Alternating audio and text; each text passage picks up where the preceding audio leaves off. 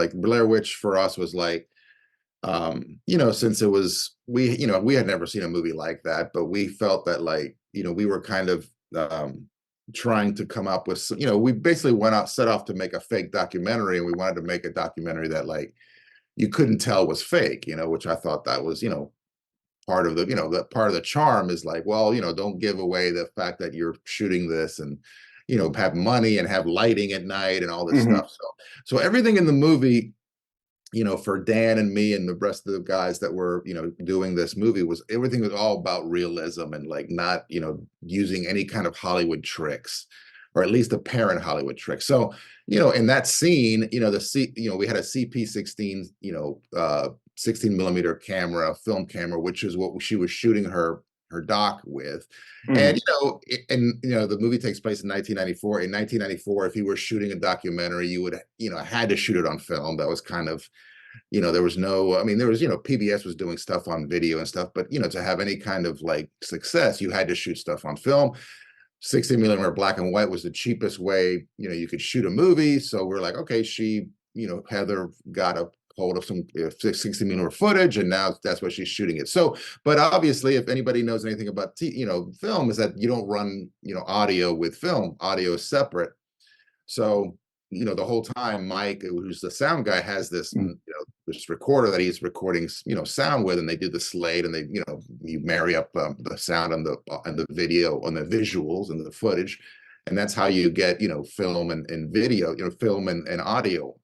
But she wasn't running, Mike was not running the deck, the sound deck. He was just on her, the camcorder.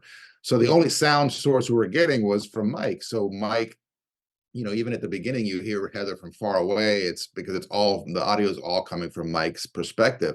And then that end was just kind of like, it was just kind of a cool thing that ended up happening with like this, how we, plotted out the ending, which is like, okay, Mike gets hit first, the camera drops, you don't hear anything, but you're in that, you're audio wise, you're in that, you're in that cellar, and you slowly start to hear, you hear Heather coming closer and closer, Yep.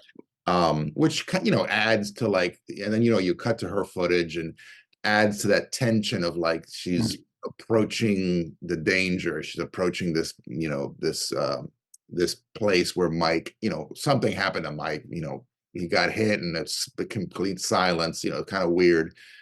So it was just kind of like a coincidence, like not really a coincidence, but just a happy kind of technical detail that's just the way it worked out.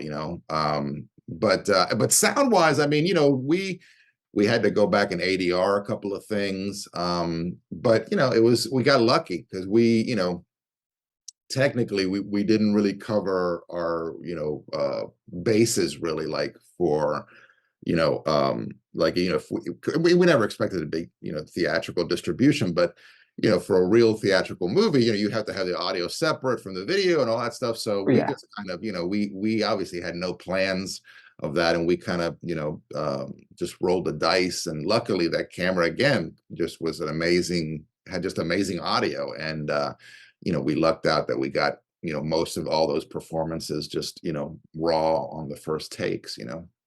That's so awesome. I love behind the scenes stories like that. They just make it come to life a lot more, and seeing what everybody puts into it, especially with the technical things like that, and really laying out the details of how that audio is supposed to sound. And I love Yeah, it. yeah, Just yeah, love yeah. it. Yeah, we love it too, and that and that's really what, like, sometimes behind the scenes stuff, you want to see, want to hear, you want to learn how they did it. But yeah, it's always the technical stuff is pretty interesting.